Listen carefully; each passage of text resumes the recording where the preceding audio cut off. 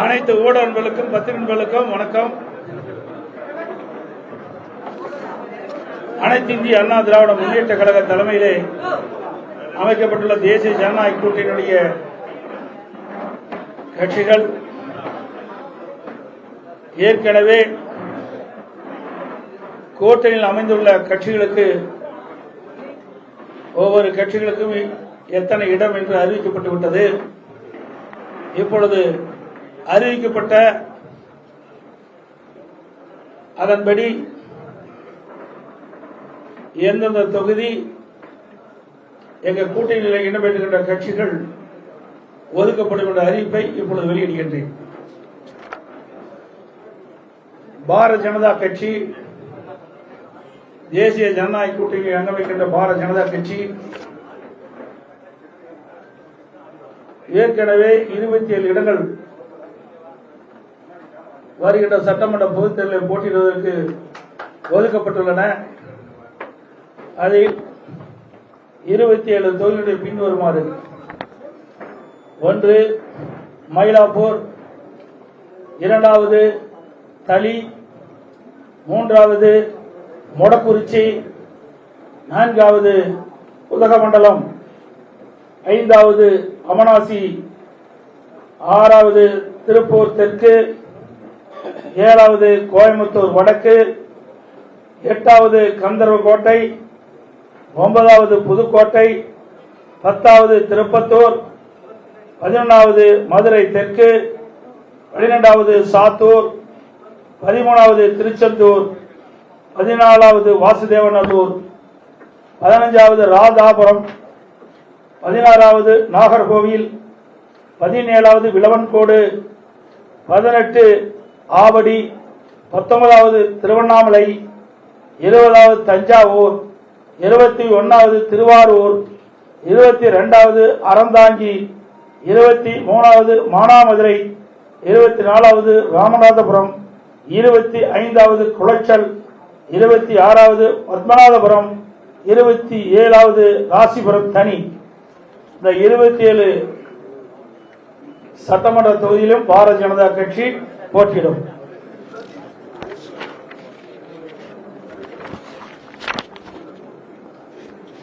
தேசிய ஜனநாயக கூட்டணியில் அங்கமைக்கின்ற பாட்டாளி மக்கள் கட்சிக்கு 18 இடங்கள் ஏற்கனவே அறிவிக்கப்பட்டுள்ளன.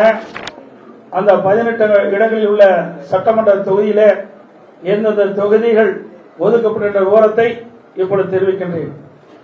1 சேலம் மேற்கு, 2வது தர்மபுரி, 3வது பெண்ணகரம், 4வது விக்கிரவாண்டி, 5வது சோளிங்கர், 6வது மயிலாடுதுறை, 7வது திருப்போரூர், 8வது உத்திரமேரூர், 9வது ஜெயங்கொண்டம், 10வது போலூர், 11வது செஞ்சி, 12வது விருதாச்சலம், 13வது ரிஷிவந்தியம், 14வது காட்டுமன்னார் கோயில், 15 கீழ்வேலூர், 16 பெரம்பூர், 17 சேலம் வடக்கு, 18 அம்பத்தூர். இந்த 18 சட்டமன்ற தொகுதிகள் பாட்டாளி மக்கள் கட்சி போட்டியிடும்.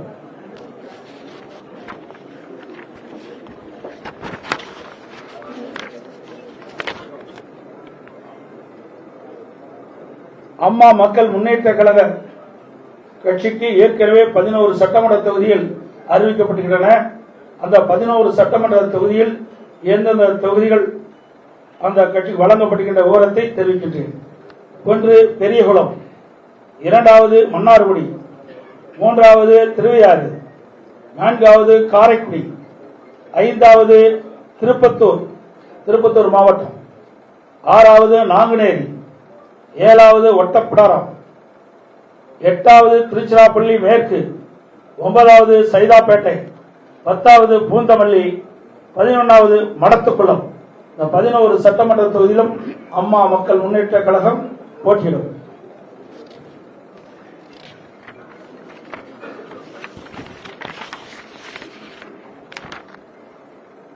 தமிழ் மாநில காங்கிரஸ் கட்சிக்கு 5 சட்டமன்ற தொகுதிகள் ஒதுக்கப்பட்டுள்ளன. அந்த தொகுதியினுடைய விவரங்கள்: 1 ஒட்டஞ்சத்திரம், 2 ஈரோடு மேற்கு, மூன்றாவது ராணிப்பேட்டை, நான்காவது கிள்ளியூர், ஐந்தாவது கும்பகோணம். இந்த 5 சட்டமன்ற தொகுதியில் தமிழ் மாநில காங்கிரஸ் கட்சி போட்டியிடும்.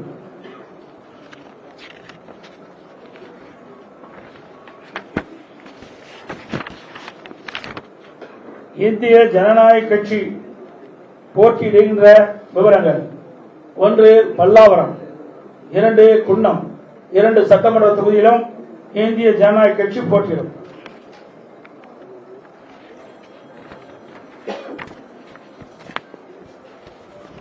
தமிழக மக்கள் முன்னேற்ற கழகத்திற்கு ஒரு இடம் ஒதுக்கப்பட்டிருந்தன.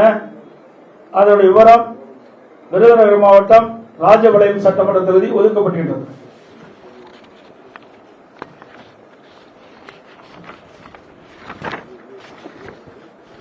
புரட்சி பாரத கட்சிக்கு ஒரு இடம் ஒதுக்கப்படுகின்றது. அதனுடைய விவரம்: திரு கீழ் வைத்தியான் குப்பம், கீழ் வைத்தியான் குப்பம், அந்த கேவி குப்பம் தனி அந்த தொகுதிக்கு, இந்த தொகுதியை புரட்சி பாரத கட்சிக்கு ஒதுக்கப்படுகின்றன.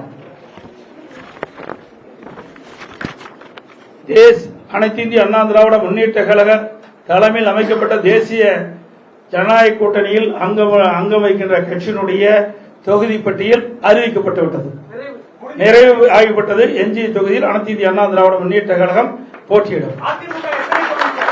இது போக மீறி கழிச்சுக்கணும். நீ கணக்கு போட்டுக்க, நான் சொன்னேன்ல எத்தனை இடம் நீ கணக்கு போட்டு. நீதி எஞ்சிய தொகுதியில் அனைத்தும் அனைத்து இந்திய அண்ணா திராவிட முன்னேற்ற கழகம் போட்டியிடும். விரைவில் எங்களுடைய போட்டியிடும் தொகுதிகள் அறிவிக்கப்படும்.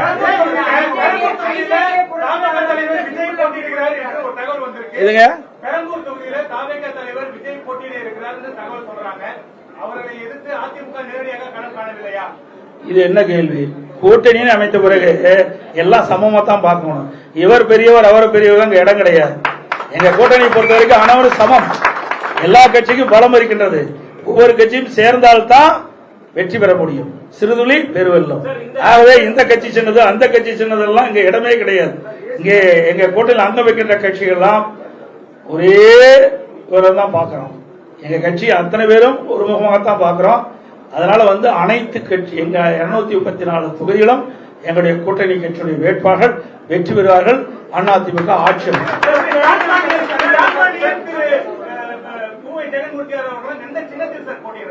இது அதெல்லாம் விருப்பம். எங்களெல்லாம் திமுக மாதிரி எல்லாம் கண்டிஷன் கிடையாது. எங்க கட்சியில் இருக்கிறதெல்லாம் ஜனநாயக முறைப்படி செயல்படுகின்ற கட்சி. அந்தந்த கட்சிகள் என்ன விருப்பம் இருக்குதோ அந்த கட்சியின் அடிப்படையில் போட்டியிடும். ஆளுங்கட்சியான திமுகவை எதிர்த்து நீங்க ஒரு பலமான ஒரு கூட்டணி உருவாக்கிட்டீங்க. மற்றொரு புறம் தனித்து தாவேகா மற்றும் நாம் தமிழர் கலைகிறாங்க. இப்ப இந்த தேர்தல் மூலமா இந்த எதிர்ப்பு ஓட்டுகள், அதிருப்தி ஓட்டுகள், அரசு மீதான அதிருப்தி ஓட்டுகள் பிரியறதுக்கான வாய்ப்புகள் உள்ளதா சொல்லப்படுது. இது உங்களுக்கு எப்படி அது பாதகமா இருக்கா சாதகமா இருக்கு? ஊடக நபருக்கும் பத்திரிகை நபருக்கும் சொல்லி தெரிய வேண்டிய அவசியமே இல்லை. பிரதான கட்சி அதிமுக கட்சி. எங்க கூட்டணியில் அங்கமைக்கின்ற கட்சிகள்லாம் வாக்கு வங்கி உள்ள கட்சிகள். நாங்கள் எல்லாம் ஒன்றாக சேர்ந்திருக்கின்றோம். எதிர்ப்பு ஓட்டு எங்க கூட்டணியில் அங்கமைக்கின்ற கட்சிகள் போட்டிக்கின்ற தொகுதிக்கு தான் கிடைக்கும். அதுல எந்த மாறுபட்ட கருத்து கிடையாது. ஏற்கனவே அனைத்து இந்திய அண்ணா திராவிட முன்னேற்ற கழக தலைமையில இங்க இருக்கிற கூட்டணிகள்லாம் அமைத்து போட்டிட்டு இருக்கிறோம். மக்கள் திராவிட முன்னேற்ற கழகத்தை அகற்ற வேண்டும் என்ற முடிவுக்கு வந்துட்டாங்க.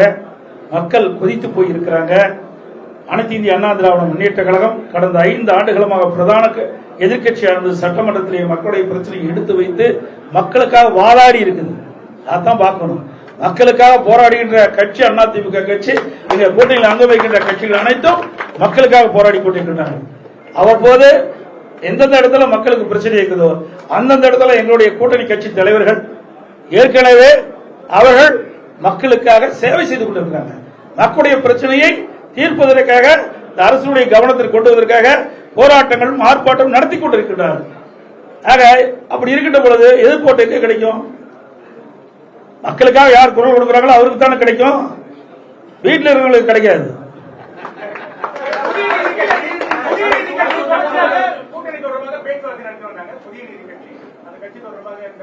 அதாவது அறிவிப்பு இல்லையெல்லாம் இருக்காதீங்க. எங்களுக்குள்ள பல இது இருக்குது. எங்களுக்குள்ள பேச்சுவார்த்தை இருக்குது. சில கட்சிகள் இருப்பாங்க, சில கட்சிகள் வைக்க மாட்டாங்க. போனதை கூட புதிய நீதி கட்சி எங்களோட இருந்து பணியாற்றினாங்க. அதனால நீங்க இந்த கட்சியில் சீட்டு இல்லை, அந்த சீட்டு கட்சியெல்லாம் நினைக்காதீங்க. எங்க கூட்டில் அங்க வைக்கின்ற கட்சிகள் அனைத்துமே ஒருமித்த கருத்தோடு இருக்கின்ற கட்சிகள்.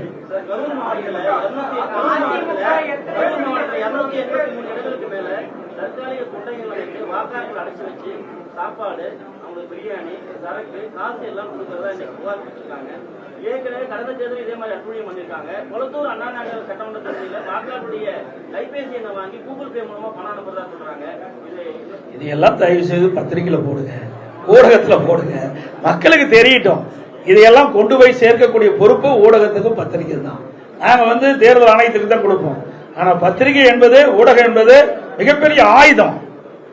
இதை நீங்க பயன்படுத்தி நாட்டில் நிலவுகின்ற பிரச்சனையை, நீங்க சொன்ன மாதிரி இன்னைக்கு கரூர்ல பூரா கொட்டகை போட்டு வச்சிருக்காங்க. ஆடு மாடு அடைக்கிற மாதிரி மக்களை அடைக்கின்ற ஒரே கட்சி திமுக கட்சி. பணபலத்தை வச்சு மக்களை விலைக்கு வாங்கலாம் நினைக்கிறாங்க. அது ஒருபோதும் நடக்காது. இவருடைய 5 ஆண்டு கால ஆட்சியை மக்கள் பார்த்துட்டாங்க. ஆக இன்றைக்கு மக்கள் இந்த ஆட்சியை தூக்கி எறிய தயாராகிவிட்டார்கள். எந்த கொட்டகை போட்டாலும் மக்களுடைய மனதை மாற்ற முடியாது. அதனால ஊடக நபர்கள், பத்திரிகை நபர்கள் அருள் கூர்ந்து வேண்டி கேட்டுக் கொள்வது, இந்த கொட்டையெல்லாம் காட்டுங்க. எங்கிட்ட தான் கேள்வி கேட்கறீங்க, இந்த கொட்டையை காட்டுங்க, தயவு செய்து காட்டுங்க. தேர்தல் ஆணையத்துக்கு போகட்டும். நாங்க ஏற்கனவே எங்களுடைய மாவட்ட செயலர் திரு விஜயபாஸ்கர் அவர்கள் மாவட்ட ஆட்சித்தலைவர்கிட்ட கொடுத்திருக்காரு, காவல்துறையிட்ட கொடுத்திருக்காரு. அவர்களாம் என்னங்கிறாங்க, தனியார் இடத்துல கொடுத்துருக்காங்க, நாங்களாம் ஆடு மாடு அடிக்கிறாங்க. ஆடு மாடுனா மக்கள் தான் ஆடு மாடா நினைக்கிறாங்க. ஏன்னா ஆடு மாடா நினைக்கல, மக்களை ஆடு மாடா நினைக்கிற ஒரே கட்சி திமுக கட்சி தான். அதனால இந்த தேர்தலில் மக்கள் திராவிட முன்னேற்ற கழக தலைமையில் அமைக்கப்பட்ட கூட்டணிக்கும் தகுந்த பதிலடி கொடுப்பார்கள் என்பதை தெரிவித்து, இந்த சட்டமன்ற தேர்தலை பொறுத்த வரைக்கும் எங்களுடைய கூட்டணிகள் வலிமையான கூட்டணி, வெற்றி கூட்டணி. எங்களுடைய கூட்டணியின் சார்பாக அறிவிக்கப்பட்ட 234 தொகுதியிலும் கடுமையாக பாடுபடுவோம். எங்களுடைய கூட்டணி கட்சி சேர்ந்த நிர்வாகிகள், தலைவர்கள், தொண்டர்கள் இரவென்று பகலென்று பாராமல் எறும்பை போல, தேனீக்கிளை போல சுறுசுறுப்பாக செயல்பட்டு மக்களை சந்தித்து, வாக்காளரை சந்தித்து, எங்களுக்கு அதிகமான வாக்குகள் எங்களுடைய வேட்பாளர் கிடைப்பதற்குண்டான பிரச்சாரத்தை மேற்கொள்வார் என்பதை இந்த நேரத்தில் தெரிவித்து, 5 ஆண்டு கால அவல ஆட்சி நாட்டு மக்களுக்கு எடுத்துச் சொல்வார்கள். அதேபோல அனைத்து இந்திய அண்ணா திராவிட முன்னேற்ற கழகம் 2010 2020 வரை பல்வேறு திட்டங்களை தமிழகத்திலே செயல்படுத்திருக்கின்றன. இந்த திட்டத்தின் மூலமாக இந்தியாவிலேயே தமிழ்நாடு முதன்மை மாநிலம் என்ற பெயர் பெற்றது அண்ணா திமுக ஆட்சியில். ஆனா திமுக ஆட்சியில கடன் வாங்குவதில் முதல் மாநிலம் என்ற பெயர் பெற்றது திமுக. இதெல்லாம் நாங்கள் மக்களிடத்தில் எடுத்துச் சொல்லுவோம். சட்ட ஒழுங்கு அடியோடு சீர்கட்டு விட்டது. பாலியல் கொடுமை நடக்காத நாளே இல்லை. அந்த அளவுக்கு ஒரு மோசமான நிலை தமிழகத்தில் நிலவிக் கொண்டிருக்கிறது. அதே போல மத்திய அரசிடம் பல்வேறு திட்டங்கள் தமிழகத்துக்கு வந்திருக்கிறது. மெட்ரோ ரயில் திட்டம் ஒரே நேரத்தில் 63 கோடி ரூபாய் அடிக்கல் நாட்டப்பட்டது. மத்திய உள்துறை அமைச்சர் மரியாதைக்குரிய அமித்ஷா அவர்கள் இங்கே அடிக்கல் நாட்டினார். அதோட பல சாலைகள், தேசிய நெடுஞ்சாலைகள் அமைக்கப்படுகின்றன. அதேபோல விமான போக்குவரத்துக்காக இன்றைக்கு அதனுடைய கட்டமைப்பு எல்லாம் விரிவுபடுத்தப்படுகிறது. புதிய விமான நிலையங்கள் பாத்தீங்கன்னா தூத்துக்குடி திறந்திருக்கிறாங்க, திருச்சி திறந்திருக்கிறாங்க. என்ன பல விமான நிலையங்கள் நிலம் எடுத்து கொடுத்திருந்தா வேகமா செஞ்சிருப்பாங்க. அதே ரயில்வே பாதைகளுக்கு இந்த அரசு மெத்தன போக்கின் காரணமாக முறையாக நிலம் எடுத்து கொடுக்காத காரணத்தினால் அவர்கள் ஒதுக்கப்படுகிற நிதியோட முழுமையாக செயல்பட முடியாத ஒரு அவல நிலை இருக்கின்றது. மத்திய அரசை பொறுத்த வரைக்கும் மத்திய அரசிலிருந்து கிடைக்கின்ற திட்டங்கள் முழுமையாக அவர்கள் வழங்கிக் கொண்டிருக்கின்ற செய்தியும் இந்த நேரத்தில் தெரிவித்து, மத்திய அரசு மாநில அரசு இணைந்து செயல்பட்டால் தான் மக்களுக்கு தேவையான நன்மைகள் செய்ய முடியும். அந்த அடிப்படையில் தான் எங்களுடைய கூட்டணி எல்லாம் அமைந்திருக்கு என்பதை மகிழ்ச்சியோடு தெரிவித்து, வருகின்ற ஊடகங்களுக்கு பத்திரிகைகளுக்கு நன்றி தெரிவித்து விடைபெறுகின்றேன். நன்றி, வணக்கம்.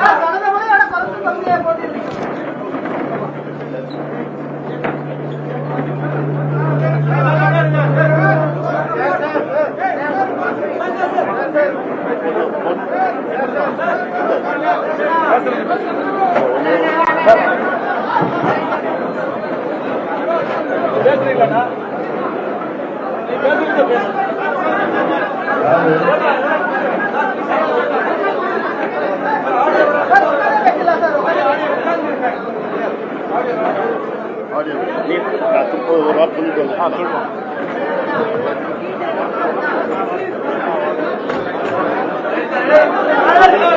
ஊடக நண்பர்களுக்கு வணக்கம்.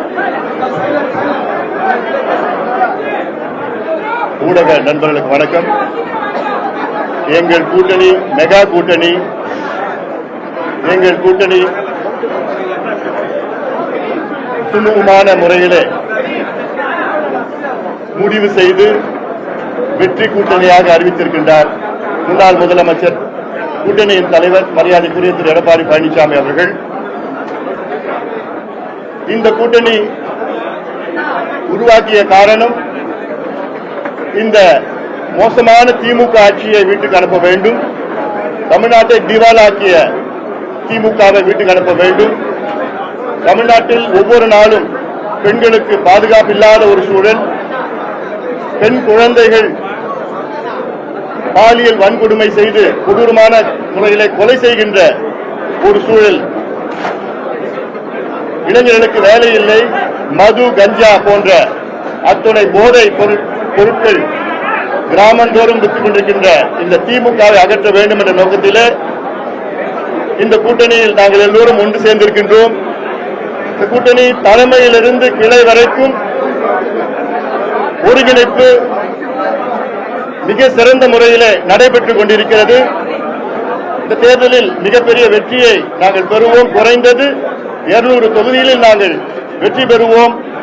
தமிழ்நாட்டில் உள்ள அனைத்து மக்களும் இந்த திமுகவை அகற்ற வேண்டும் என்று முடிவு செய்துவிட்டார்கள். குறிப்பாக பெண்கள், பெற்றோர்கள், விவசாயிகள், தொழிலாளர்கள், அரசு ஊழியர்கள் போன்ற அனைத்து மக்களும் மிகுந்த கோபத்தில் இருக்கின்ற இந்த சூழலில் எங்கள் கூட்டணிக்கு நிச்சயமாக வெற்றி கொடுப்பார்கள் என்ற நம்பிக்கையோடு நாங்கள் விடைபெறுகின்றோம். நன்றி.